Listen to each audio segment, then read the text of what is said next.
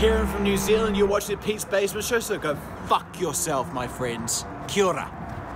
What's up, everybody? Welcome back to the Basement Show. Ramon, Cheeze, and myself here with a fun week's worth of comics and some other goodies for you. We got Cave Studios Battlecats.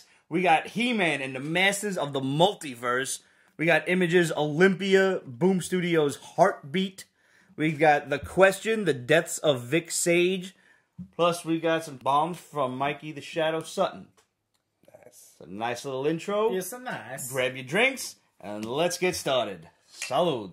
Alright, so Mad Cave Studios concluded the second volume of Battlecats this week with issue 6. Did you get a chance to read this? I did not get a chance to read this. Alright. I got Ramon on this one. Yes, you did. I had him read volume 1, and then we just caught up on volume 2. Yes. What did you think? I liked it a lot. Like, I'm really glad to hear that. I'm glad that everybody can hear that it's not just me that likes it. Yeah. They have I set up this great universe, which is fantastic.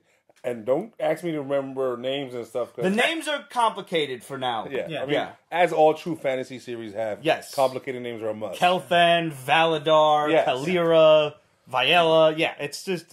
And it takes a little getting used to. to be perfectly honest, when I first saw this, I'm like, okay, Thundercats. Like Dungeons and Dragons. No. But It's Thundercats and Dungeons and Dragons Unholy Love Child. Yeah. yeah. Yeah, it's like next level. I'm not saying it's better than Thundercats. No, I've not never at said all. such a thing. No. It's just more involved and more about the mythos, and it just...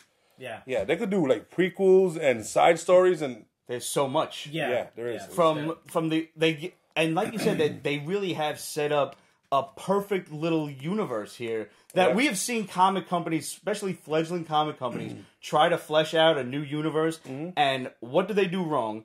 But there's 100 different characters, there's 100 different books, and eventually you're just burnt out from trying to keep up with it. You're like, no, I'm done. Yep. 1 book, 5 issues, then 6 issues.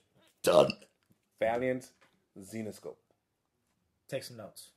Dynamite. Now, Do you remember when they tried that Kirby verse? Oh my god, yes! How fucking insane was that? And I wanted to like that. They also try to push those Project Superheroes for everybody Yes, at they first did. too. now that brings up an interesting question that I'm going to pose to you both. Uh-huh. What if Mad Cave were to, in an effort to expand the universe to those who really want to find out about origins and all sorts of shit, what if they were to do like an illustrated novel or two, not have it come out in a comic book form, so this way you don't overload people with Like a graphic novel? Yeah, either a graphic novel or like You're an talking illustrated about novel where it's booky like, books where there's only a picture every certain yeah, page? but it would basically be the size and length of a trade. See, that wouldn't work for me personally. Because I know you love your pictures. That too. But I'm going to give you an actual serious answer instead of just saying I don't read booky books. Which I don't. Right. But I do enjoy an audiobook. And for me, I would lose out on the illustrations then. Right. Because I don't read along while I'm listening. I can read. I mean, I graduated in 4th grade. But I like to listen to audiobooks while I'm working because music gets boring after a while. So personally for me, like I would wait for them to flesh out everything in comic book form. Okay. They've got the Just as long as original. they don't overdo it. Yeah, but I don't see them being able to overdo it with this because unlike the other companies that tried their own universe, this is one comic book that has myriad stories in every direction, from the rise of Eramod the first Lion King, to where they're going now. Yeah. And even like the reign of Eramod II. Like there's basically been three major kings that were bestowed the power of the Lion God.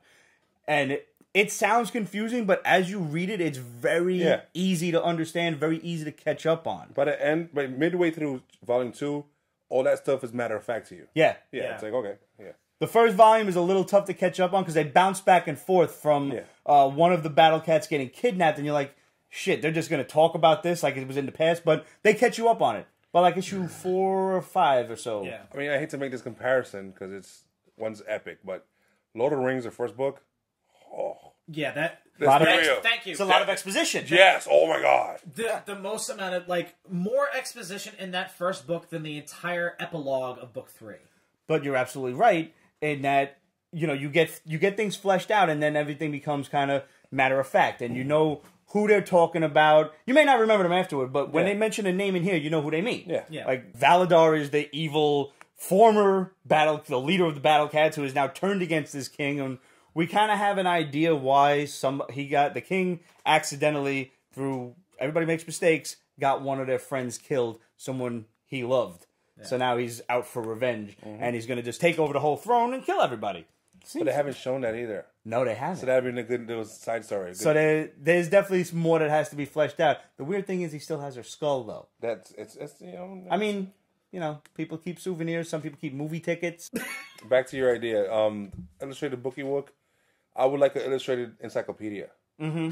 That'd be nice. See, that's something like that, like a table book. Yeah, coffee table book. There's different lands, and there's different like architecture for each land. It seems. Yep. So I would like details of that, and I'm sure there's a big old like a compendium or something like that. Yeah. That would be dope. In Volume 2, you meet this other.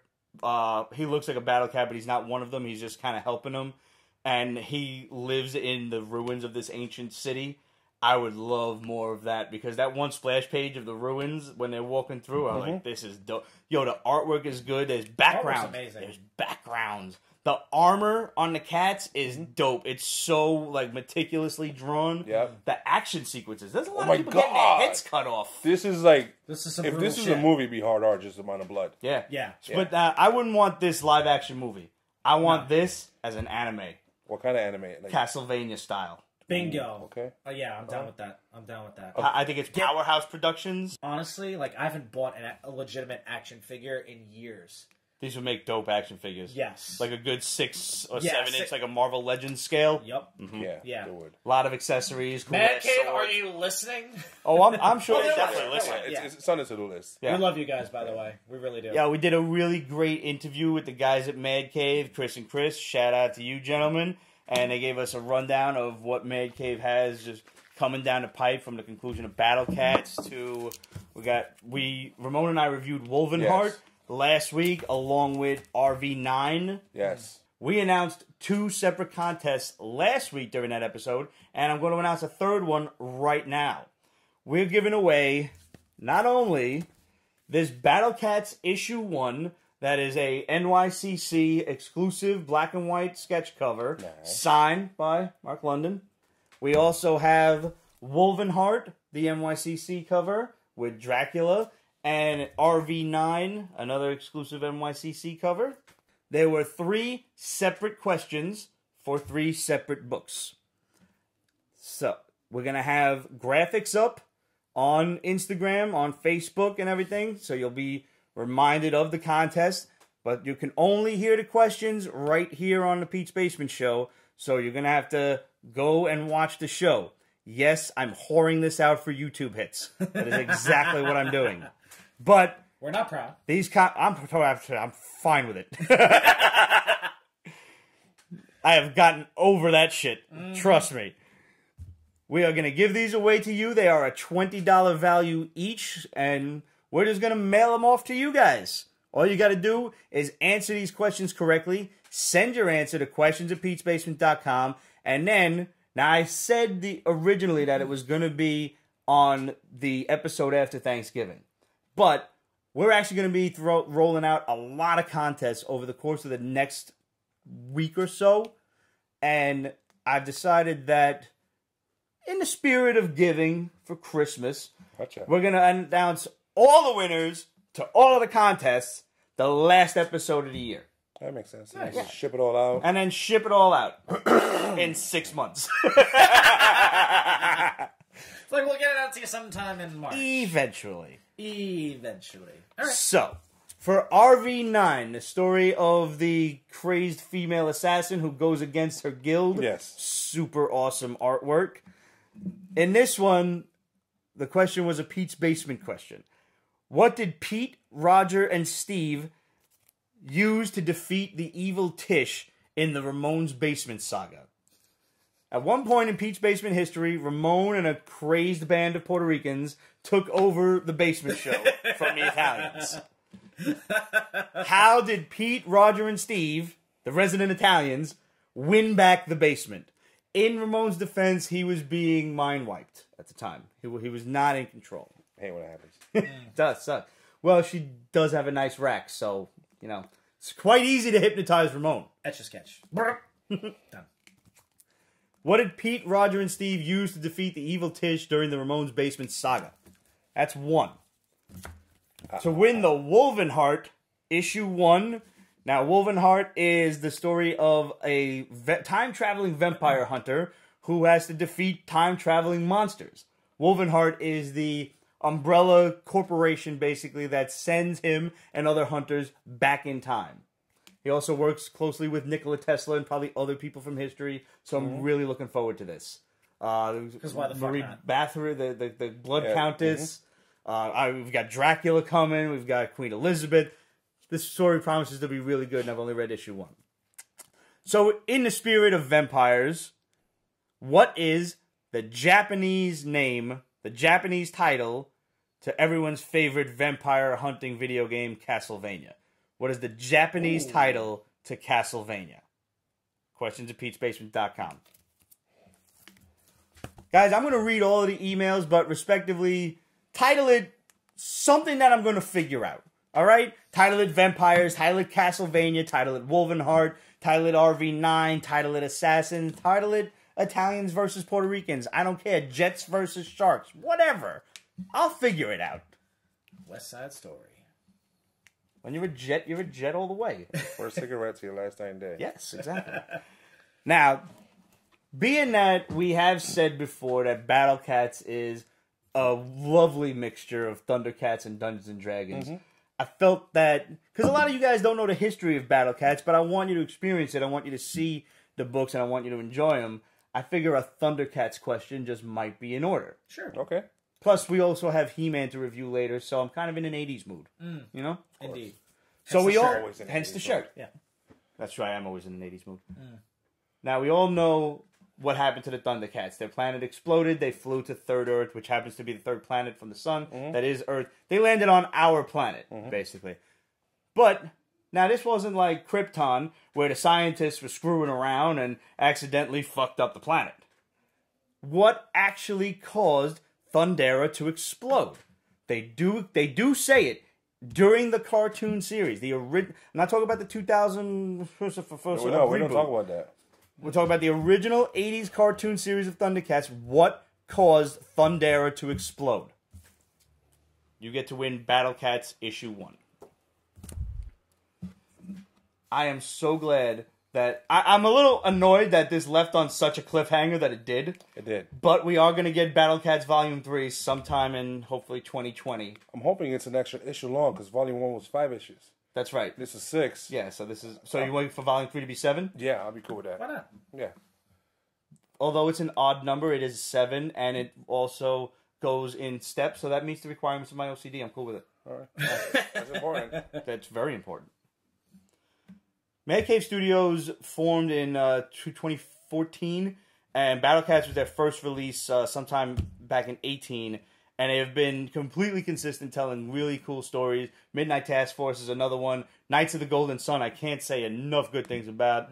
You could do a lot worse than to check these guys out. And they're super cool. If you happen to catch them at a local convention, tell them the Basement Boys sent you. Did you read Battlecats on your own? Let us know what you think. Questions at Pete'sBasement.com, and let us know what the answers to the questions are, and we will unveil all of the answers and the winners December 19th. Sweet. All right, what else we got? Okay. Hold on. Do you want to do the bombs before you're inebriated too much, too? Or I could read them. You know, it's a good point. Fine.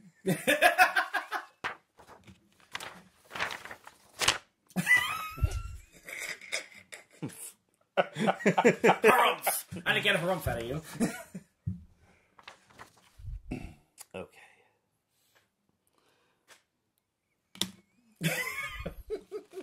Tell you what. You do one, and you do one. Okay. Okay. No, it's the continuation of the other one. Okay. My printer prints double pages. I don't understand why. That's bizarre. So we got some scoops from Mikey the Shadow Sutton. Roll out the Shadow Bomb. Ooh. Despite continuous denials from Warner Brothers, there are plans to release the Snyder Cut on HBO Max. Now, in case you guys were not on social media over the weekend, Release the Snyder Cut, the hashtag, was trending like a motherfucker. Yes. Yep. Thanks to the likes of Gal Gadot, I believe Ezra Miller, the dude who played Cyborg. Sorry, homie, I don't know your name. Henry Cavill recently said that if they want him back for Superman, like he'll totally do it. Like he's not done with the role. Wow. He basically said he basically said that the cape is still in his closet. So Nice. Take from that what you will. Which is interesting because, however, there are issues preventing them from announcing when to expect it. Mainly, the Snyder Cut is unfinished. There's incomplete FX work for one thing. Getting past that, Snyder was booted from Justice League before specific scenes could be, and now never will be, shot. What's left needs work to be presented to the general public. WB will not confirm anything prematurely. When it's ready, so will be all the marketing, as this will help push HBO Max to potential subscribers in terms of social media buzz. Yes, it will. So what we can honestly take from this is it worked. The social media buzz, like the Twitter hashtag and shit, it actually worked. Yes, but it wasn't that one specific day a week. No, but It's been going for a been while, going for but a for long whatever reason, it blew the fuck up this weekend. I'm pretty sure They're thinking it'll have the same effect as the Richard Donner cut of Superman 2. they have Disney Plus to thank Which had for its this. ups and downs, admittedly. Because for Disney Plus to be such a success, besides the fact that it's so much Disney crap, The Mandalorian is a sexy success. Yes, Yep. it is. And what can HBO give us? Another Game of Thrones? Well, I mean, They are working on a HBO couple is of- going to have Stranger Comics as a Sunda series. Yes. Yeah.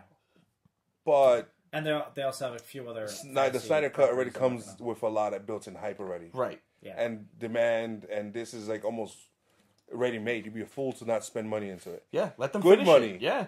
Good graphics. Yes. Yeah. Please, finish it the way it's supposed to be finished. Yes. For the love of and mercy. and hopefully fix the CGI I mean, to cover up Henry Cavill's mustache. What are we... Well, it wouldn't be there. Yeah. Because now we would get the black suit Superman. There wouldn't be that ridiculous ass lighthearted resurrection scene. He would actually look normal. And what can we take from this? But like the power to the people on this one, because Yes. it worked with Sonic. I was just gonna say, That's yeah, true. and it worked for Sonic. It seems to have worked with this. Honestly, I think every single one of us that felt any sort of way about either Justice League or the Sonic movie, the original trailer when it came out, I think we need to go and see this in the movie. Now, this is going to be on HBO Max, so it's going to be a different story. Hopefully, a lot of people will subscribe to that. Maybe it'll bring in more people to just see, what's up with HBO Max. Yeah. I plan on subscribing anyway. Hell yeah. But I think everybody should go see the Sonic movie for the simple fact that even if it's not good, even if you were a Nintendo kid back in the day, they listened to us, the fans. I think, not that we owe it to them to go and spend our money, but I think it would be a nice payback if we did, like almost a thank you. Like, hey, thanks for listening to us. Here's my $10. I hate to be that person though, but I do not trust DC/Warner Brothers. I know they've recently been purchased by AT&T, and hopefully they're gonna. Which is apparently thinking about getting rid of them anyway. So I'm like, I still don't trust you. Okay. Like I trust. Listen, I don't think the Kevin Snyder Cut's Feige. going to be that much better than the original Justice League. I think all I want to see is Darkseid. And I would love to see a decent-looking Steppenwolf instead of the horrendously half CGI Ivan Ooze that we got in the movie. So you think? Yeah, I went there. They'd give us Snyder redirecting some stuff, some scenes. Do you think they'd bring him? Do I think they'd bring him back? That's what they would have to do. If you want Darkseid, you need to have him being directed by Snyder. If not, it's not really the Snyder Cut. True. Although even the Richard Donner cut was, pieced together at best. They didn't bring him back for anything. So that wasn't a finished film either. It was just the scenes that were excluded from the original release. Mm-hmm. So do they have to bring him back? Could they bring in another director to realize his vision? I don't know. I guess it's up in the air. So you can see what happens. Because if that's the case, they need to bring all the actors back too. And that's going to cost them money. Yep. It's going to cost them a lot more money yet again. Yep. Well, Can they piece this together with what they have is the question. If you, I mean, just thinking about it now, Cavill, as of right now, is not part of the DCEU, right? And neither is Ben Affleck. You know, you still have Gal Oh, Gadot. I forgot about him. Jesus. Yeah, right. Batfleck. You know. So the question really is, can it be pieced together Frankenstein style from what we already have without having to, bring everybody back yet again for this movie? Because if Henry Cavill's got a beard for another movie, I'm not having it. I'm just not. Sorry. Well, I mean, being that The Witcher has already been greenlit for season 2, he's eventually going to have the facial hair. So there you go. So if they were going to do it, I was just making shit up, but I forgot completely about The Witcher and the beard. Yeah. Oh, I'm anxious for that to come out. Dude, I can't fucking Next wait. month. I can't wait. Because, I mean, it's basically, not necessarily an origin story, but it's basically year 1 Geralt of Rivia. Yeah, it looks really good. Which looks fucking dope. Yep. So, shall we? Yes. One second. Right. Lewis, we'll get to that in a few. Once we're just doing bombs first. Cool. All right. Bomb number 2. Hearing from my sources at Disney, some of the same ones who confirmed my Spidey scoops in the past, ooh, this is going to be juicy, that Disney and Sony will collaborate again for Spider-Man 4 in 2023 with Peter Parker in college. Whether it's that July 2023 release date in the grand map of, that we've seen recently, whether it's that July 2023 release date remains to be seen, but it's highly possible. It's looking like a college trilogy with Peter Parker meeting his new college roommate, Harry Osborn. The movie will also feature Harry's father, Norman. Now, as previously reported, Norman Osborn will not be the big bad of the MCU, as his film rights are with Sony. But he will be the central foe in the Spider-Man movies produced by Marvel Studios for Sony. Norman is putting together the Sinister Six, and the plan is to have them form in Spider-Man 6. Damn. The lineup will apparently include the Vulture, Mysterio, the Shocker, Kraven the Hunter, the Chameleon, and the Green Goblin. So now this actually goes, because you said the Sinister Six would form in Spider-Man 6. Yes. This goes with another scoop that Mikey had told us way back, in that the original plan, because Tom Holland had signed on for, I believe it's like 10 movies or something, technically, or like there was the promise of 10. The original idea was 3 in high school, 3 in college, and 3 as an adult. Mm-hmm. So this tracks with that. Spider-Man 6 in college, Sinister 6. Yeah. I mean, granted, he did not meet Harry in college, but whatever, I'll bite. There have been enough changes. Yeah. I mean, it's a different take on things. I mean, I didn't see Spider-Man, Amazing Spider-Man 2 on your recommendation, but there was no mention of Harry Osborn in the first one with Andrew Garfield, was there? He was there. He was there? Yeah, he was just fun. But there was nothing to it. Really. Nah. Even if Marvel owned the rights to the whole Spider-Verse, I don't think an Osborn should be one of the big bads of the Marvel Universe. No, not at all. Okay. I think his presence should be felt. Yes. Like the Avengers maybe mention him. So he's not an Avengers level problem. He's too new to pull off like a Dark Avengers type of thing. Yes. I still don't see that as such a huge problem. I don't know. He had some pretty big hitters there. He did. He did, but then we got to worry about who's going to be introduced. Yeah, Right. I mean, when you're talking about them throwing in ideas of there being Kang and doing Doctor Doom as lead-ins to, there are plenty of bigger, Galactus. more powerful guys. Yes, is the point. Yeah, the Avengers in the MCU genuinely have way bigger fish to fry. Mm-hmm. Yeah, especially now with the Fantastic Four. Because right now, I'm pretty sure Cap could take down Green Goblin by himself. I agree with that. Yeah, So- I could do. Yeah. Now, if you wanted to go with Green Goblin being the ultimate version, I was just about to say.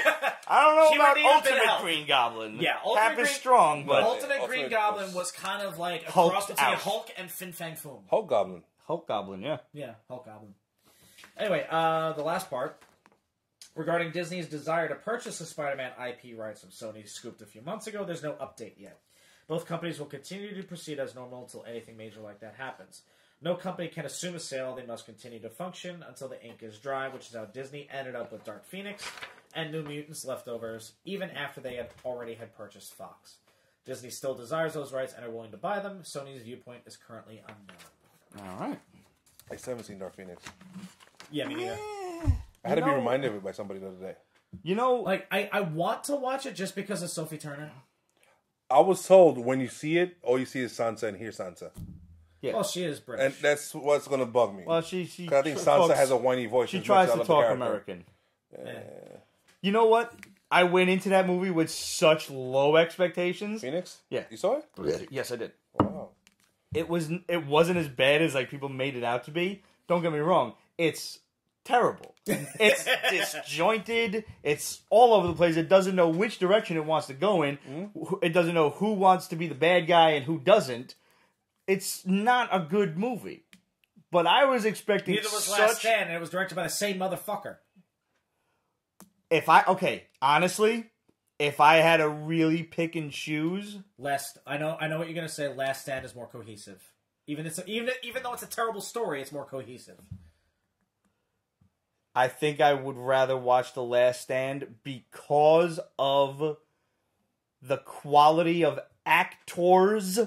Yeah. That's Not how they won you acting. over. After a while, some of those characters are just near and dear to you. Yeah. And that too. And it's just- I mean, let's face it, Fraser Crane is the beast, for the love of God. Yeah.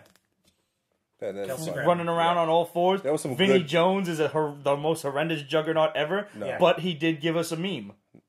On the juggernaut, bitch! Yeah. It's terrible. Yeah. But Deadpool did the Juggernaut better.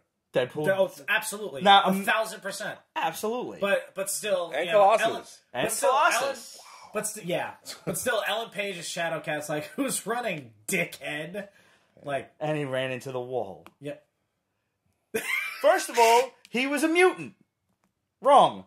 incorrect. That His could- powers are magical. I'm fine with that being tweaked. I prefer the mystical element to it. Mm-hmm. Like I would be fine with Juggernaut being introduced in a Thor movie Honestly, that would or work. Doctor Strange. I mean, the Yeah, gem. I mean, the Gem of Cytorak, yeah. honestly, you notice there was a lot of whosoever touches this and that back then? Yeah. Whosoever holds this gem, whosoever holds this... Whosoever it was a King holds Arthur- this it was a hammer, King Arthur whosoever complex. touches this gem. stop touching shit. Yeah. That's what it was. Stop. If something begins with whosoever, put it down. That's your best bet? It's the King Arthur complex. Yep. Yeah. Yeah.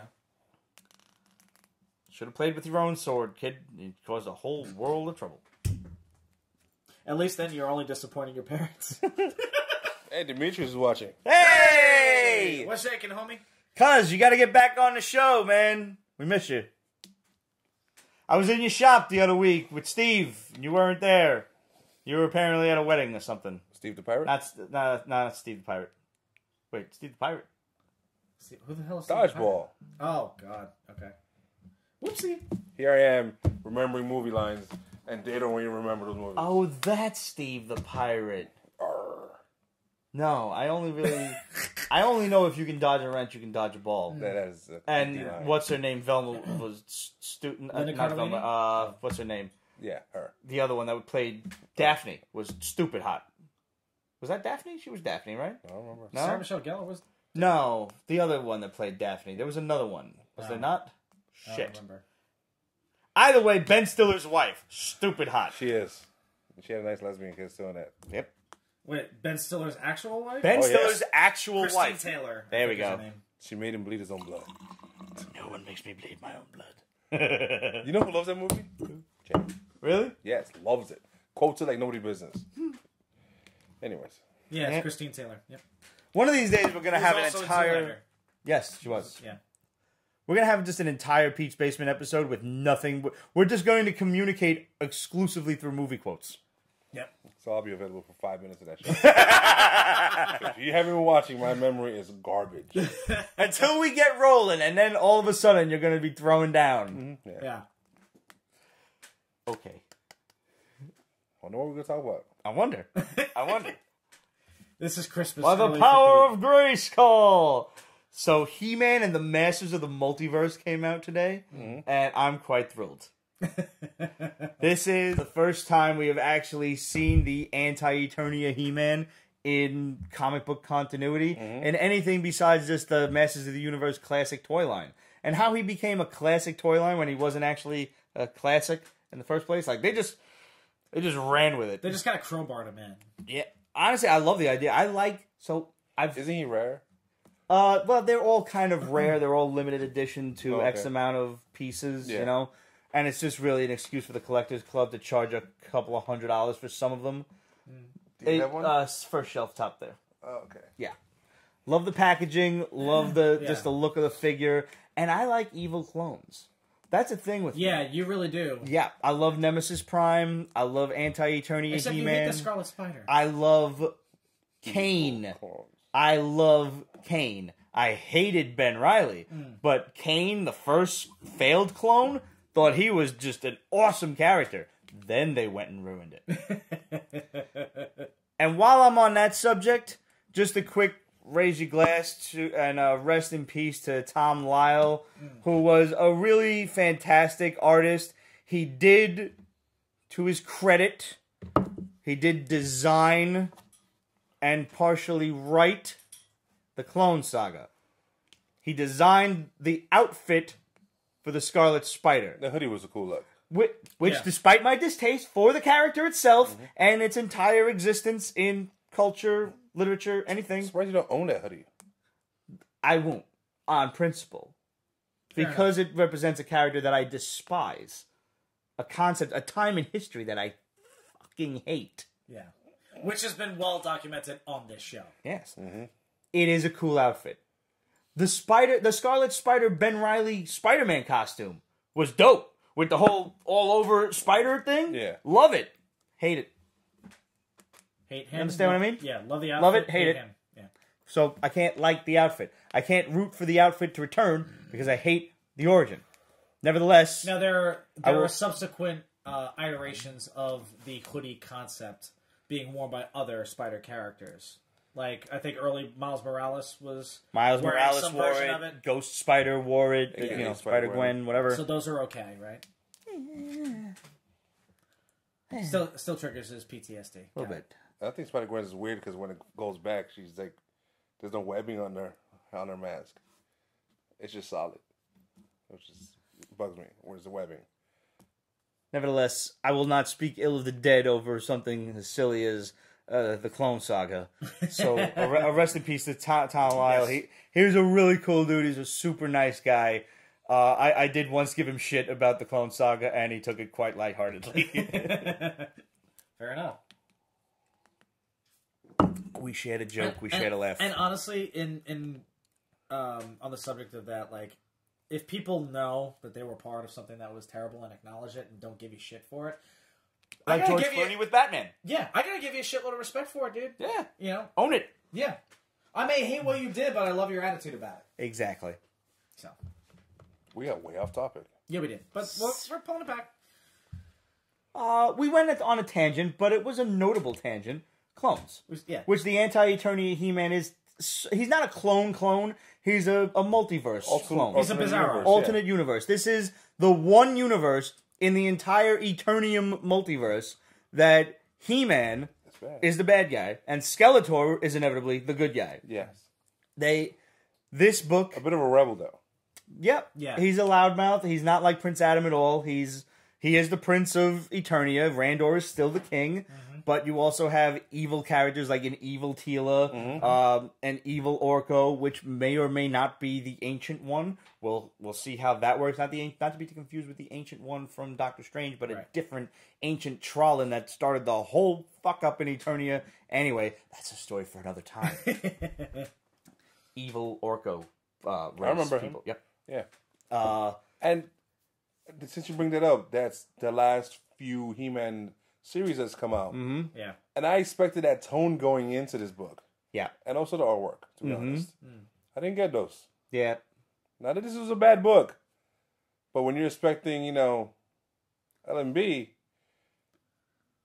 And you end up with just a local pizza. It wasn't like Papa John's. It was just a local pizzeria. No. That would be like, flip the book somewhere. This was not a bad book. Yeah. It did not have... You know what the problem was?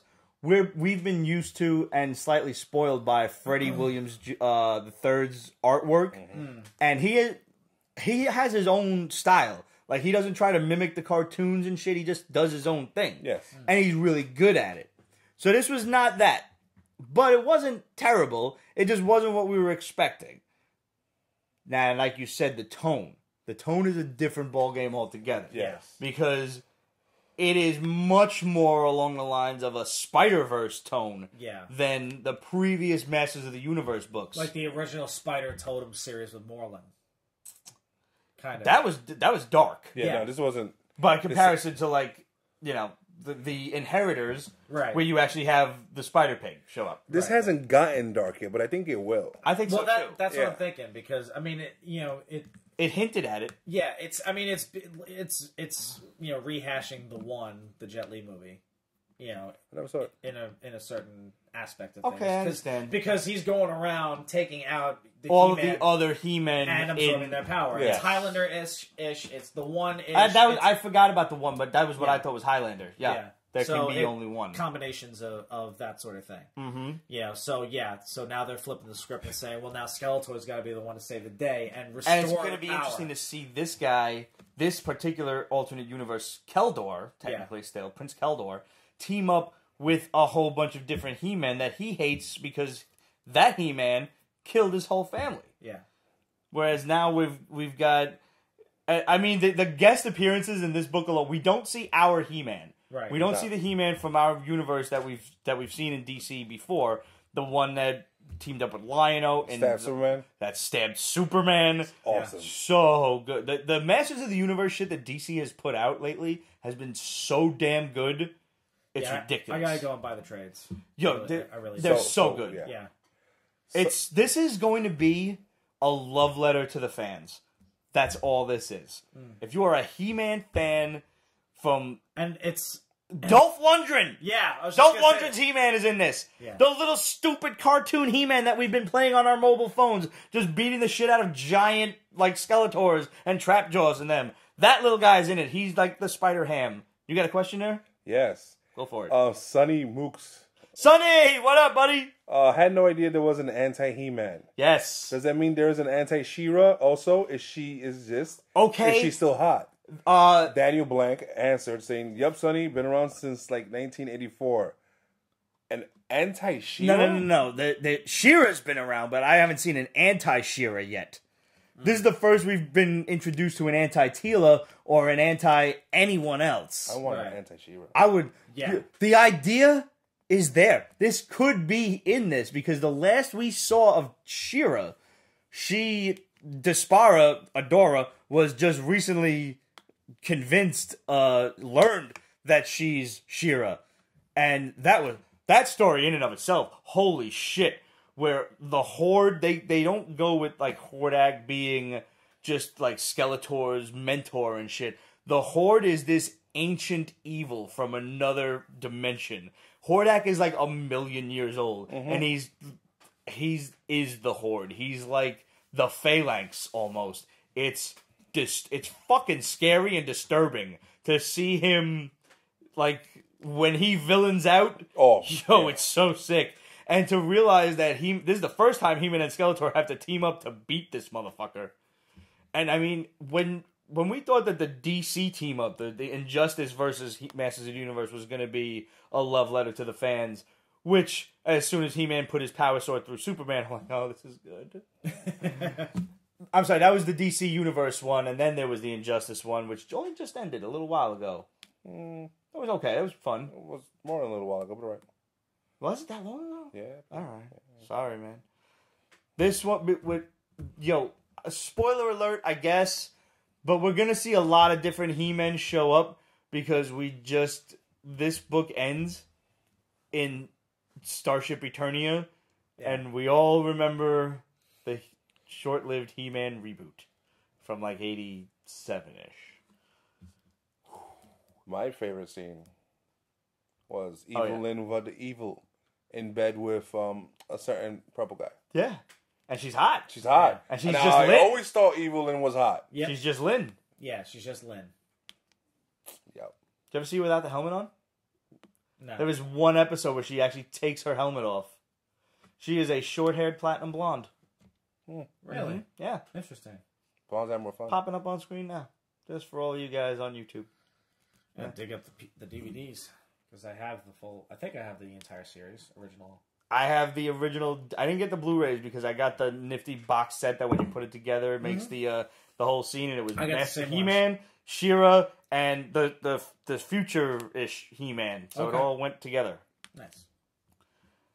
Needless to say, I enjoyed this book immensely because it is a love letter to the fans. And it does have the potential to get really friggin' dark. Really fast. Because He-Man arrives on one particular Earth, one particular Eternia that you think is the one that we're used to, and then all of a sudden, like, he just slays both Skeletor and He-Man. Yo, the sorceress gets old and withers and dies. Yeah. That's fucked up. Yeah. Yeah, well, yeah. Hey, shit happens. I get it. Yeah. So, that being said, these are my second copies of this book. I got my first ones from Royal Collectibles, so shout out to y'all over there. So, as you might guess, we got another question for you. Yes, we do. Yes, we do. Contest time! Contest time. You should make a jingle. I honestly think you should make a jingle. Oh boy. I want it to be like not just that, like not just contest time, like no. No. I want it to be like fucking Gatorade thirst quencher, like shit. Yeah, like yeah. No, you gotta let it rip. I trust you. You're the musician of the group. I trust you. Oh boy. Yeah. All right. So we have a question for you now. Do you guys know who the original He-Man was? Where He-Man actually gets his power from? Lord Grayskull. King Grayskull, yes. Yeah, sorry. He So- was huge. Yes, he's I love the fact that they drew him like he was like he's a jacked up. little person, and they were yeah. He was. And I really, like, whenever they get around to doing the He-Man movie, and hopefully they do it right, we need to get Dolph Lundgren as King Grayskull. Not Randor. That is entirely too big a role. I just need a cameo as King Grayskull, and done. So, King Grayskull had his own version of Battlecat. What was the name of King Grayskull's steed? That's what we're going to call it, a steed. What was the name of the steed that King Grayskull rode on? And you will win 2 copies, the Virgin Skeletor cover and the regular painted cover of He-Man and the Masters of the Multiverse. Send your answers to questions@petesbasement.com. Title that He-Man. And once again, we will unveil all of the answers to all of the questions on December 19th. Our last show of the year. Our last show of December 12th. Of December... our last show of... season. The 12th season, yes. We'll begin with lucky number 13 next year. Yep. Hey-o. How awesome would it be if it started on 13 a Friday? seasons. That would be dope. I mean, we could start it on a Friday. It's up to us at that point. Yeah. Maybe we do that. Maybe Who we knows? do that. Keelan Andy, Warhorse. No, don't answer here. Email it. I will not acknowledge answers here. If you answer here, you're just telling everybody what the answer is. That's true. Basically, yeah. Yes, you are. Mostly because I don't have the means to keep track of it here. No, it's also cheating. That too. And plus, like, you guys are watching live because you're the awesome and loyal fans. And, like, I don't know. Maybe there could be an extra prize if you watched it live and you got the answer. I don't know. You could take it. Listen, if you throw it out now, you're still risking. That's a good idea. Ooh, boom, light bulb, bing. If you throw out the answer here and you're right, or you think you're right, or you want to throw out the answer here and kind of double down on your Here, as in right now, Periscope, Facebook, whatever. Mm-hmm. Screenshot that. I'm still making you fucking email it. I'm going to go through the comments, but I'm not fucking counting the shit unless it's emailed to me. I'm going to be a bitch about it. I am. Take the screenshot of your comment, whether it's scrolling through on Facebook, or, I'm sorry, whether it's scrolling through on Periscope, or whether it's there on Facebook. Screenshot it, email it, questions@petesbasement.com, and title that He-Man. And still, if you're the lucky one to get your name drawn out of the hat, we're still going to draw fucking names of everybody who's got the right answer. But, if you're the lucky one and you answered it on the live show, you will get an extra He-Man-y prize to go along with it. I don't know what that is yet. He-Man prize. Yes. He-Man prize. Yeah. I don't know what it is yet. I just thought of this now, so bear with me. We're going to roll with this. I don't know. I'm making this up as I go. I am totally making this up as I go along. But what other podcast is this generous? What other podcast does contests like this just left and right? Probably a lot of them. But nevertheless, Yeah, just a little bit. that's my promise to you. If there is a screenshot of this answer in Periscope or Facebook or whatever, and it's right, and we draw your name, you get an extra prize. Enough said. Now it's on the internet. The equivalent of a no prize. No, it's going to be a prize prize. Prize. Okay. And if I don't give you a prize and I only give you a no prize, technically you can sue me as we have an oral contract because I said it on the internet. He said oral. You said oral. I said oral. All right, I'm almost done geeking out. I'm almost done. Give me like 5 more minutes while we're on the He-Man subject. I just got this shit in the mail today. What would Skeletor do? Diabolical Ways to Master the Universe by Rob Perlman. Almost put it in L. Ron Hubbard. Yeah.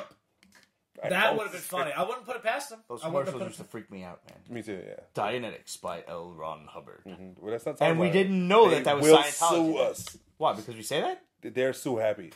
Are they? They very are, yeah. Sue us! We don't have anything! Joke's on you. Anyway. I'm pretty sure as long as we say it in under 15 seconds, we're A-okay. Plus, I think we fall under the fair use law. Thank you, Director Hannah. Thank you. That's why we have you. I don't have a review of this book yet, as I just got it in the mail It's today. hilarious. I flipped through it. Did you? Yeah. Oh, awesome. I mean, the artwork, all the artwork is. It's screenshots of the TV series. So yeah, it looks like I think I'm starting to see the glare from the actual TV screen. Yeah. On some of these. But, so I'm very much looking forward to this, and as soon as we have the review, not only will we have that review, but we will also have one to give to you. I can't give it away until I review it. That's the rules that I just made up. No flag, no country. No flag, no country. All right. I'm good now. Okay. I'm calm. We're good. All right. Boom Studios Heartbeat by Maria Lovett. Not to be confused with Lyle Lovett, who spells his name entirely differently. Wow, he brought him up. Yeah, I did. Because, honestly, I liked this book about as much as I like Lyle Lovett's music. And I like country music. Yeah, kid from Brooklyn that likes country music. I find it as difficult to explain as you do. I don't get it. I didn't understand this book. Neither did I. It's just... All right. It's a girl that's going through crap.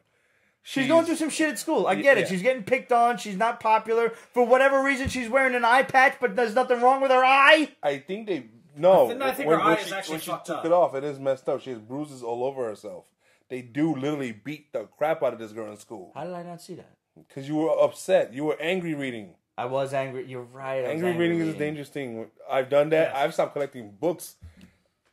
Angry reading.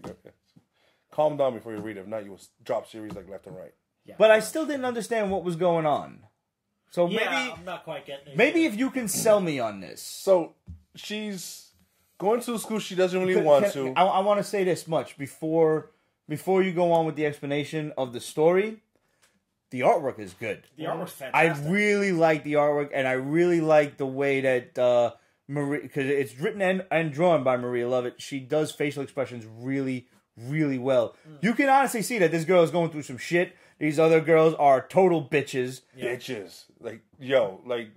I can tell you this much. I didn't Girls like is that. like soft compared to this. This was definitely like a Mean Girls comic book. Yes. There was like some weird shit going on. But I didn't get a girl vibe for this comic book. No. I didn't either. All right, so she's going through a lot of crap. Her mom is literally just working herself to death to try and afford her to go to this school that she doesn't want to go to. But it's a really like expensive, like prim and proper school because they make a point to say that whatever the other girl's name is that really doesn't talk to her. She doesn't pick on her, but she don't talk to her. Her mom is the maid at her house. Yes, but she's also a nurse, something like that. She's like doing. She's studying to be a nurse, and Yeah. So her mom is killing herself, sending her to the school she hates, where she is literally assaulted and has to wear patches because, you know, she's just that bruised. Her mom is also dealing with her just stress of her life by taking serious pills. Yeah. Like, and you know, you just find your mom unconscious and pill bottles all over the place, and that's what she's dealing with. So she goes And to she's school. also like imagining herself committing suicide Yeah. by like drawing on herself with So markers. she's like, This is actually more of a serious book than I gave it credit for with my Yeah. initial joke. so she's like, But for the sake of the joke, I wasn't going to resist. just it's dark. Yeah. Surprisingly, there's not a lot of dark ink used, which is interesting.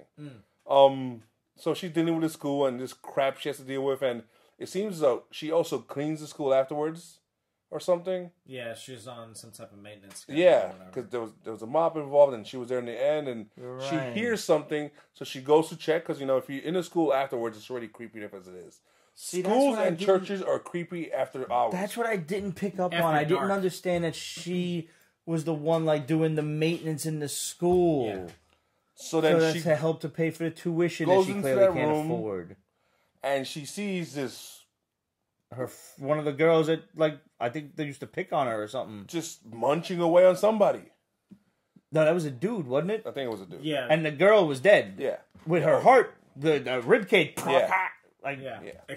Practically exploded. So it was one, gorgeous art, but two, it's just And now she it's turning accidentally into, took a picture of yes, what was going on. That was her first reaction. She had a flip phone too, which Yeah. is like, hey, you're poor. So it's whoa, this came out of left field. I thought it would be almost some kid and drama and coming of age and surviving So shit. there was no explanation as to what this vampire, werewolf, whatever this is that's Nope. eating this girl. like, hey, boom, let's just throw this monster in there that's just like to eat. Maybe he's just a little Dahmerish. I don't know. We'll find out. And she's involved, obviously, because she saw it. She And took a actually- picture of it. And now they want her. It knows. And, yeah, That looked like her friend, though. it does. Like, that's another problem. Like, I had a little trouble distinguishing between characters, kind of the way you did with Battlecats, but because, I don't know, like, I couldn't tell who was who for a while, and, I don't know, I had a little trouble with that. I don't know if that was the guy that she was talking to in the beginning that was, like, kind of her friend. Angry reading. Maybe I was. You got to reread it. I think think it's worth a reread. I think I should reread this because what you just described, I got nothing of like my first time through there. Uh-huh. I'm trying to think what I read beforehand because the other book that we have to review this week wasn't bad. I don't know, maybe I something. think the just first vibe the book gives you is like this tween idiots suffering shit and not sucking up and manning up or whatever. And, you know, and maybe I got annoyed at millennials and just millennials are annoying. they are. They are.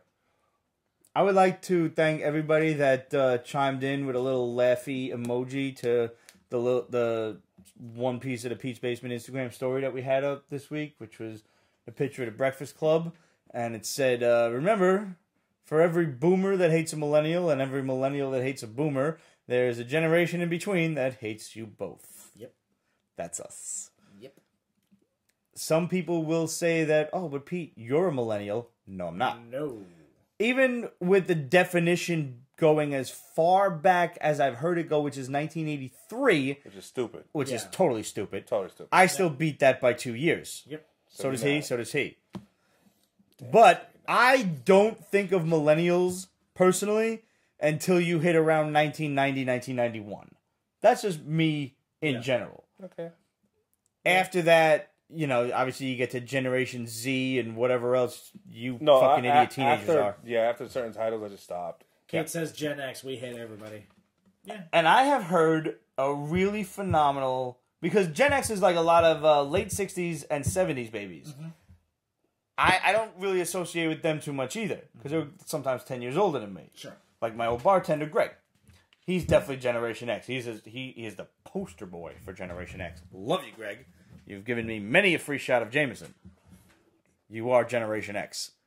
I have heard a term that I really, really like, and I'd like it to catch on, which is a cross between millennials and Gen X. Zennials. Xennials. I like it.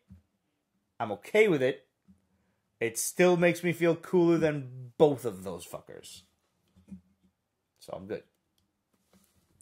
I've also He's totally judging you. heard from my friend Kayla He knows judgment left. that boomer is not an age, but a mentality. And if that's the case, then yeah, that's me. Because I will face facts. I have been 60 since I'm 20. These days, I hear loud noises, motorcycles, cars, radios, people laughing happily. I'm angry. I don't like it. Yeah, I'm gonna have to. Is this your coworker, Kayla? Yes. Because I'm gonna have to text her and thank her personally. Because now, anytime you say something that's gonna piss me off, I'm just gonna say, "Okay, boomer." I might hit you. Just saying. You can't hit me through the phone, motherfucker. I'm just gonna save it all up. He will too. But I admit I do have that mentality. Yeah. I'll just be sitting there, it's like, boom, boom, boom. That look of general disgust. Yeah. Or people on the train. Have you seen Gran Torino? No. Dude, you need to watch I that know, movie. I've That's heard. you. I know. That is you. I've heard. That should go to the top of the list. That's Really? country you. Dude! Really? Yeah. In every way. Even the Holy really shit. bad, politically incorrect ways. That is you. Let me ask you. Do I need this man as my hero? Like, just know me as you know me? Yeah, no. It's, Yeah. I knew? Yeah, Okay. I'll watch it. Yeah, shit. On that recommendation alone, I will get that shit next on my Netflix. And yeah, I'm still the guy with the DVDs because me and the other boomers haven't figured out how to work streaming yet. But, alright, I'm going to reread Heartbeat with a different thought process in mind. And like the way you described it was not what I got out of it in the first place. And I admit I had a lot of trouble keeping track of the textless panels. You know, like when she had the mop, I didn't get that she was doing maintenance in the school. I didn't realize that she was poor like that. You know, I realized she was poor and shit because her mom's having trouble paying the tuition. Yeah. Her mom was too stoned to fucking sign the permission slip for the She has it rough. scholarship. She's not and a everything. whiny kid. She's just in a in a crap rut, situation. It's like, damn. Sucks. Some people actually have tough situations. Smile, for everyone you meet is fighting a harder battle. That is something that resonates with me very much so. I don't have a lot of mercy for people, but that's still something that I keep in mind just in case I want to have mercy for somebody. Okay. I am reminded of a quote from Spider-Man and his amazing friends. Of course. Yes. Of course. With the Green Goblin, as it were. So I'm going to bring this all full circle from having no mercy for people, humans in general, to the Green Goblin being just a badass villain in and of itself. And the Green Goblin had a bunch of... they were at a Halloween party, that's right. And there was a lot of people dressed as superheroes. They were also dressed as their own respective superheroes.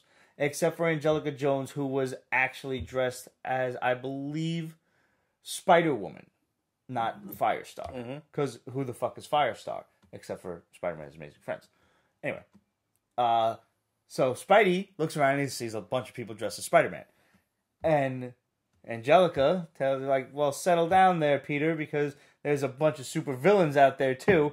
And, I mean, these high school kids were pretty fucking brilliant because somehow they have managed to rig up an entire, like, high-wiring trapeze system where they've got goblin gliders flying on wires. You would, too, if you had time. If I could, I would.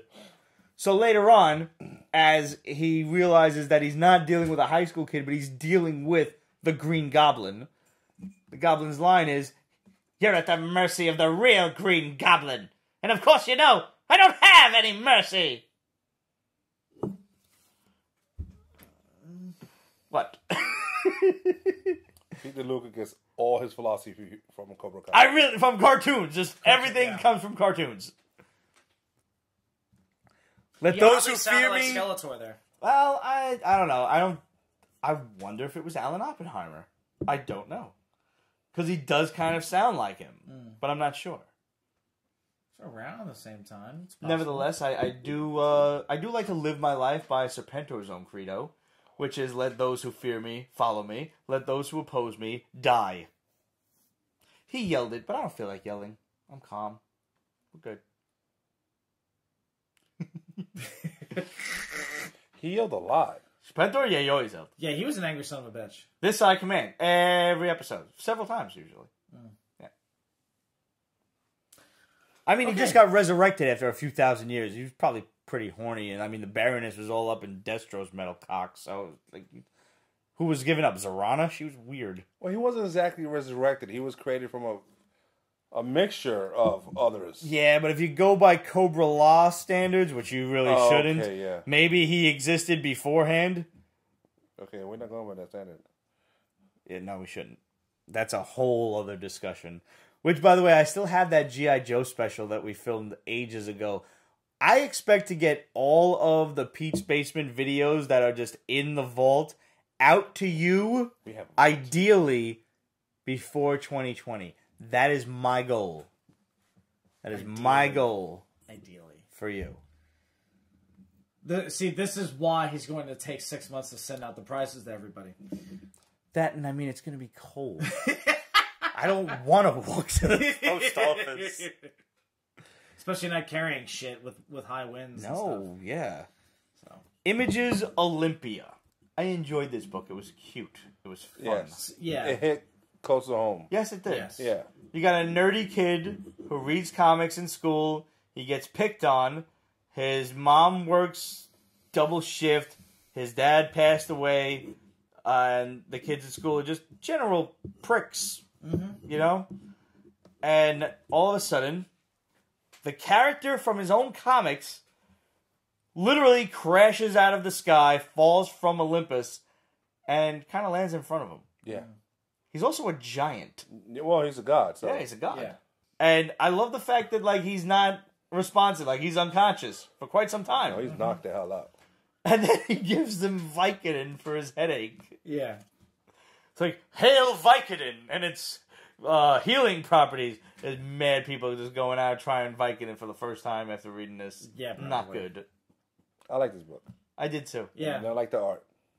Yeah, I'm not a fan of the art either. It was like... The concept is nice, though. It's pretty cool. The artwork was almost simplistic 60s comic book style. Yes. Did they do that on purpose, you think? They did it on purpose when the kid was reading the comic book. Yes. But did you then notice that it afterwards- kind of mimicked it along the way? Yeah, it did a little bit, and I just feel like it fell short in that respect. I was okay with it.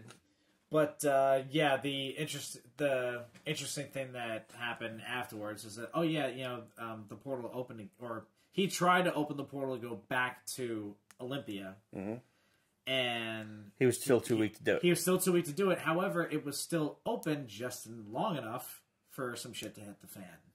I like his sword. Yeah, the sword's pretty dope looking. Yeah. So that'll be fun and interesting. I'm definitely going to check the rest of this out. Yeah. I enjoyed it immensely. Sonny Mook says Sabrento was always screaming and, special because he was missing the DNA of Sun Tzu. That's right. Well done. Wow, that's pretty good. Wow, that's logical. That's good. Even I never thought of that. Yeah. I got to invite Sonny into one of my G.I. Joe groups. Oh, jeez. Yeah. What? Let me know when you it have G.I. blows Joe up. groups? Of course, Yeah, dude. there's a group for everything on Facebook. There is a group for You everything. said that's right. groups. I'm in two. Well, One of them is G.I. Joe-ish fun stuff, and one of them is G.I. Joe stuff for sale. Okay. So that's that. And last book this week, we have The Question, The Deaths of Vic Sage. Now, this is another DC Black Label book. I didn't get a chance to read this. How was Really? it? Was it good? I like The Question as a character. It is. I was looking It is forward good. to It this. is. I Vic didn't get around Sage. to it. Vic Sage is not like Montoya. Listen, not to be sexist or anything. I would rather Vic Sage. I like Montoya. It makes sense when he was killed and stuff like that. I don't know he's back, but whatever. Oh, this is in current continuity now. I don't know what it is. Okay. I honestly do not know yet. And it's his city, Hub City, is effed up. It's like it's giving Gotham a run for its money. Really? Like Yeah. damn. Like I understand why he's such a We're D-ho. talking like Hey, Carmine Falcone Gotham. Yeah. Yeah. It's But Carmine Falcone is the mayor. Mm-hmm. Exactly. Oh. Yeah, it goes Yeah. to the top. And then he's going after people, and he finds a conspiracy, and he's following it. And I'm not going to spoil it because I think people it's a good book. You should read it, but it gets mystical, and he doesn't like dealing with this crap because he's a detective. It's facts. He doesn't like having unanswered questions. So he goes to his trainer, the dragon, and it's a fun little conversation between the two. Yo, the question. Who oddly looks like an older Jeff Bridges as the Big Lebowski. Yeah. The question's been around for a while. Like, he's an older character than most people would think. Mm-hmm. Honestly, like, when it comes to, not obscure is the wrong word, but unsung DC characters, two of my real favorites, everybody asks me, like, who's your favorite, like, superhero DC guy that doesn't get enough play, and I'll always say Martian Manhunter. Always. Yeah. But, like, as far as the guys that are just out there on the other side of the coin, that the B, C, and D listers, I love the Question and I love the Phantom Stranger, and I would love to see a team up between those two. Because you got one mystery guy who is a detective, and you got one mystery guy who is just mystical and shit. Mm-hmm. How could that possibly, combine itself? If you can combine the mysticism of Ra's al Ghul and the detectiveness of Batman, I think you can combine the Question and the Phantom Stranger. Plus, they both have kind of the same fashion style, so I think they could really get along. They're also both ales. Yeah, I think this needs to happen in a future DC book. I'm just saying, if there's anybody at DC that's watching this show now, that would be a cool idea. That said, I'm loving DC Black Label, man. Yeah. I really am. The whole magazine format is a bit much. Like, I keep worrying, as with reading, like, graphic novels, I keep thinking I'm going to rip the spine out, and I'm afraid to do that, so I'm like, but, I try to keep the crease, no crease and shit, you know? You get the idea. I do. Well, yeah, no, between the Harley books, the Joker books, this one, I like the fact that The Last God was one of my newest favorites, just branching off into other shit. Believe it or not, the only one I haven't read is the Bat Dick one. Batman Black? Yeah. I just didn't read it yet. Nah. I'll get to it eventually. No need. So, we got a couple of topical things to run through. First off, a big shout out to Kieran from New Zealand. Yes, sir. We had a blast hanging out last week. Our boy came to America for the very first time. He extended his stay to come to New York City. And we, being the Basement crew, felt that it was our civic duty as New Yorkers to give him the nickel tour. Mm-hmm. We got him drunk and we gave him pizza. Yep. In no particular order. And he loved every moment of it. He loved the pizza. We went to Carmine Sports Bar. Shout out to Rocco for hooking us up with drinks the whole night. And then we moseyed on down to Tom and Jones after we closed out Carmine's. And we almost closed out Tom and Jones. We had about another 40 minutes. And we're just like, I can't have another drink. The man had his very first Irish car bomb ever. An Irish car bomb is about a half a pint of Guinness and a shot of Jameson capped off with Bailey's. You drop the shot in and then you drink the whole stupid thing in one felled swoop. You do not put it down for air. Just chug the whole thing. It honestly tastes like Yoo-hoo. Mm-hmm. It's wonderful. It really is. It's wonderful. I haven't had a car bomb since I was in my fucking 20s. Wow. Yeah. And when I heard that Kieran had never experienced one in his life, what do I always say? It's kind of racist. It's called a car bomb. Yeah, probably has something to do with the IRA. I don't know. Yeah, I didn't make it up, so whatever. Totally does. I felt that it was upon me to be the bad influence.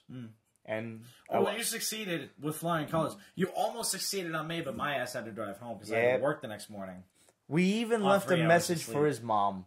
What? We left a message for his mom, a video message, thanking her, it was not terrible. saying hello, telling her we were going to get her son home nice and safe, not anytime soon because he was still too sober because he was able to make a phone call. Yeah. But soon. And then we apologized because apparently his mom's very first experience with us was way back at the 400th episode. And I vaguely remember that. So that was the last big who. That was a big hoopla. Yeah, it was. Yeah, that was. We're sorry again, Mrs. Kieran's mom. From New Zealand, where apparently they don't have nearly as many deadly critters as Australia. It's a gorgeous island. I hear. I would love to go. We should go visit the Shire together. I would love to visit the Shire. Peace Basement invades the Shire. Do you know that they are dope. also filming? Amazon is filming their Lord of the Rings series on New Zealand again. It makes sense. All those scenery is there, so it's just And on the subject, I have it on very good authority. Not going to say how. We found out that the Amazon series is going to be based, in fact, on the Silmarillion. Ooh. Why? Because there are copies of the Silmarillion all over the Amazon set. I'm not saying how we know, but we know. Because we found out. Makes sense. So, I mean, everybody found out like they thought it was going to be like a young Aragorn series, and maybe it's going to be. Maybe. But maybe it'll bounce back and forth from young Aragorn to how it relates to the events of the Silmarillion. All I want is Morgoth and a bunch of really big-ass dragons. That's it. And I'll be real fucking happy about that. I don't even think we have a potential release date for Amazon's Lord of the Rings yet. They're sneaky also with this stuff. They are. Like they just they kind of just creep it up on you. And Yeah. all of a sudden, oh, by the way, this is coming out next month. Wait, what? Or it's out and you just notice it being advertised. Right. like Jack Ryan. It came out earlier than it was originally planned too. Yeah. Which I need to get on. I need to Same. get on that too, man. You've seen the first season, right? I've not. I know. And that's our show. Yeah, that is pretty much the show. We got two more quick things. Fargo and Legion director Noah Hawley to direct the next Star Wars movie, with the full cast expected to return in the fourth movie in the cinematic series, which will be completely separate from the Star Trek movie that Paramount is developing with Quentin Tarantino. I didn't even know about that. I heard about that. But Yeah, I heard about that, but I thought that was like just a legend, honestly. And going back to yet another shadow bomb from my boy Mikey Sutton, Kathleen Kennedy is a moron. I'm just going to throw this out there now. When Kevin Feige took over and pretty much just ousted everybody from Star Wars, like the Game of Thrones assholes, who now shall remain nameless. You fucked up Game of Thrones. You're not going to fuck up Star Wars. Hopefully you never work in Hollywood again, you has-been cocksuckers. yeah. Not that, if that's what you're into, there's anything wrong with being a cocksucker.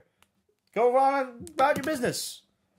But these two dipshits, these two fucking series-rushing, series-ruining, talentless assholes didn't belong anywhere near fucking Star Wars. They have talent, but they are. And I'm glad Feige ousted them.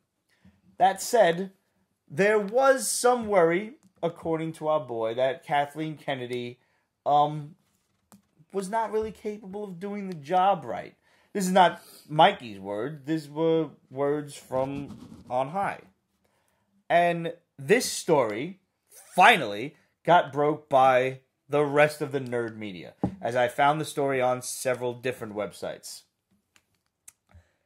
And now this is the woman who is like the fucking president of Lucasfilm, right?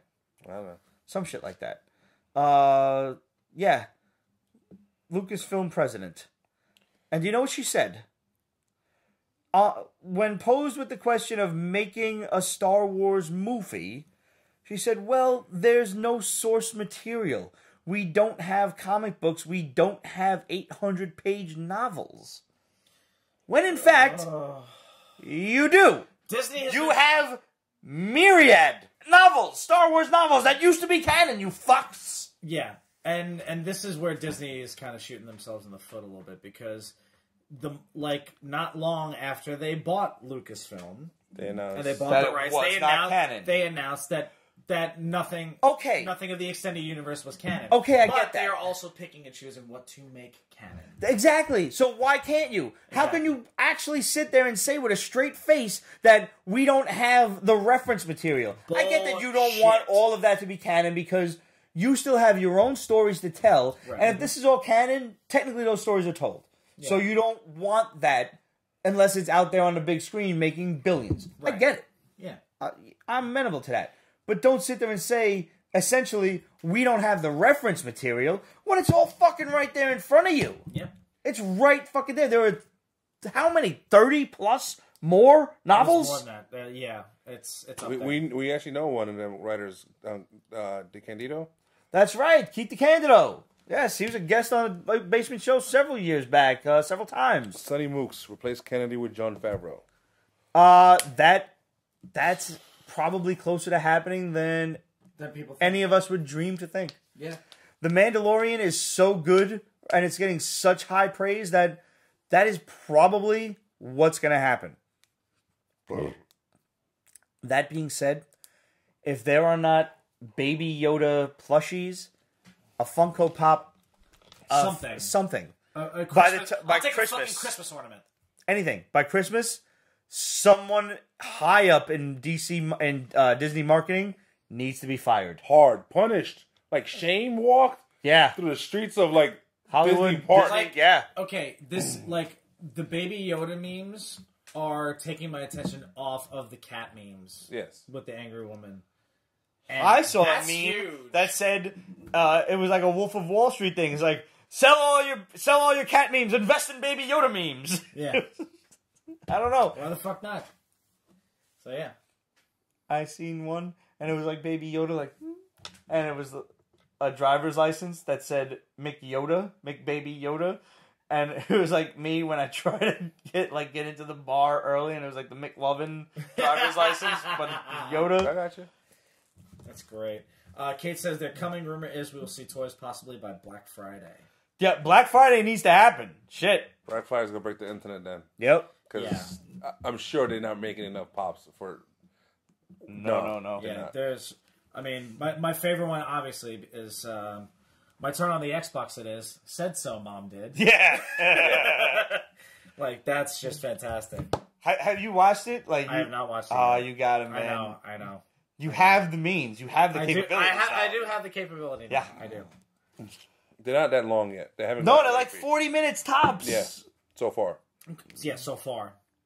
Guaranteed But maybe the last episode. The last one will be like an hour and a half. Whatever. Most likely. Which is fine. They go really fast. They do. Yeah. I'm looking forward to the end of this, man. It's a good series. People have said that this is the best thing that happened to Star Wars since Empire. And yeah, it probably is. Yeah.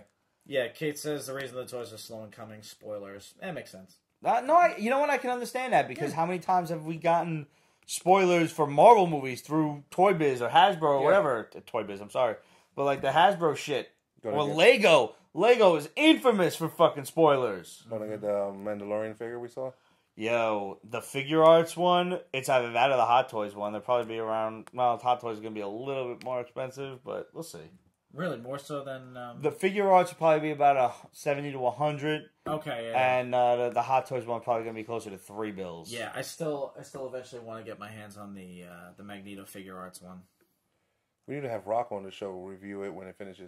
He has texted me emphatically looking to do a post-Mandalorian, post-Star Wars Episode 9 full review show. So look forward to even though our official episodes will end on the 19th, there probably will be one more show reviewing all of Star Wars before year's end. I want in on that. Absolutely. Yeah. Because we'll probably go see Star Wars, so all you need to do is just watch Mandalorian. Yep. That's your assignment. Okay. That said, we are off next week. It is Thanksgiving. Everyone have a happy, healthy, great fattening. Yes. That is what we are calling it from here on in. The great fattening. The great fattening. Remember, after the great fattening, it is Black Friday. go and spend your money preferably at small business stores. I know there's like small business Saturday or Sunday or whatever it is, but try to shop at small business stores. They won't have crazy stupid lines. Yeah. People pushing and being just assholes. Yeah. And try not to be assholes. Be excellent to each other. It's Thanksgiving. Whoa. And of course, spend your hearts out on Cyber Monday. Because that's what I plan to do. Yep. Why? Because I hate people. And I'm not going out on Black Friday. Nope. And you could do it at work where you're earning money to go shopping. Right. And also, it is, of course, after Thanksgiving, so you are all free to now put up your Christmas decorations, put up whatever holiday decorations you do, put on any sort of ridiculous-ass, jolly, happy music that you want to. Feliz Navidad. Prospero años y felicidad. Oh, Jesus. Yes, take that. Yeah, you deserve that. You deserve that. Just What's your favorite Christmas song, yeah? Mine? Yeah, you have one? Two Front Teeth for Chipmunks. Nice. It's just adorable. It's just an adorable song. Okay. What about you? That's a good question. Since by the time we I'm come back, we'll be able to play Christmas songs. Yeah, I'm always a fan of the Burr Alive stuff. Yep. So Same. Holly Jolly Christmas. Holly Jolly is my favorite. Oh, Bing Crosby. okay. I was just gonna go classic, but I wasn't gonna go. It's almost cheating. Let's save it until the first episode of December. All right. Okay, but Because you know you heard it. You heard hands it? down, that beats Burl Lives, blows it out of the water. Is Huh? the Christmas song Nat King Cole. Still like Holly Jolly Christmas. It's more fun. Well, that's. I fair. do love a little Snoopy's Christmas by the Royal Guardsmen. That's a little Charlie Brown action for Okay. you. Christmas in Sarajevo. And let us not forget, from the immortal Weird Al Yankovic, Christmas at Ground Zero and The Night Santa Went Crazy. That being said, we will see you in December. Have a happy Thanksgiving. If you're celebrating, if you're not, if you're in Europe, just think of all the fat Americans on next Thursday. Just have a piece of turkey and you'll feel right at home. Yeah, something. Yeah. See you guys 2 weeks. Oh, yeah, by the way, questions at peachbasement.com, facebook.com/peachbasement, Instagram, what, is it not on? It's on. Oh, excellent. It is on. Good. Questions at peachbasement.com, facebook.com/peachbasement, Instagram, Twitter, etc. at peachbasement. We are looking forward to hearing from you. Make sure that you subscribe to the Hall. And when you do subscribe to the Hall, we have had a lot of problems with the son of a bitch and fucking emails going to the spam folder. So please check your spam folder for the Peach Basement Hall. And also, maybe it might help slightly if you just take the Hall address, the email address, and pop it into your address book. Maybe it'll help. Maybe it won't. I don't know. But we're trying. We're having a few issues with our host server. And eventually I'm going to go to their headquarters and punch a lot of people in the face. That's what it's going to come down to. Nevertheless, do you want a cool Pete's Basement shirt, a cool B&N shirt, a cool Pete's Basement hoodie, a cool Breaking Nerd News hoodie? They make great Christmas presents. Go on represent.com/store/Pete's Basement. We've got shirts. We've got hoodies. We're going to have heavyweight hoodies because the cold weather is creeping up quicker than any of us wanted to. Let's just face it, it's here. It's not here yet. It's not January. It's gotten better this week. It's going to be miserable soon, and we're going to have heavyweight hoodies for you even sooner. Last but not least, thank you to all of our patrons. If you would like to help out on Patreon, patreon.com/Pete's Basement. We have plenty of awesome tiers and prizes for you. Thank you, everyone. And we will see you in 2 weeks. I'm going to finish this off.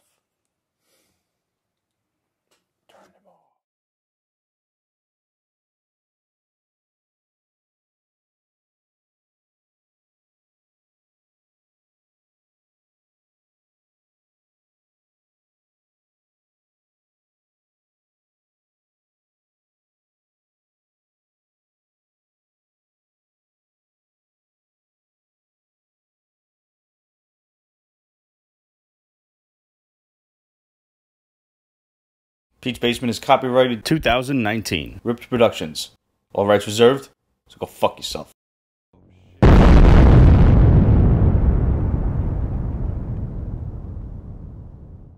So now there's that whole Instagram TV thing, which Greg claims to understand, so he's going to have to explain it to me. Or maybe we could just tone down our show to just an hour in length. You know, as soon as we start drinking, that never happens. Mm-hmm. Don't do that. Oh yeah, microphone. Yeah, that's right. That's exactly why. Mm-hmm. Yeah, I love these glasses, but because they're reflective on the inside, I can never tell how much liquor is in here. That's the beauty of it. You just keep pouring. All I right. didn't take the shirt off, so we're good. Nope. I'm not Tom. What? That happened? Well, when Tom gets drunk, he takes his shirt off. It's a thing that happens. Okay. It's a thing that happens. I'll probably edit that out of the regular show, but it's on the internet forever. It's in the live show. Yeah. I do have a little editing to do on this one, so I'll probably take that out. All right. But since you asked, and he brought up taking your shirt off, so It's all his fault. it's his fault No, entirely. that's Hannah's fault. It's totally my Totally Hannah's fault. Yep. She's here now. She can defend herself. All right.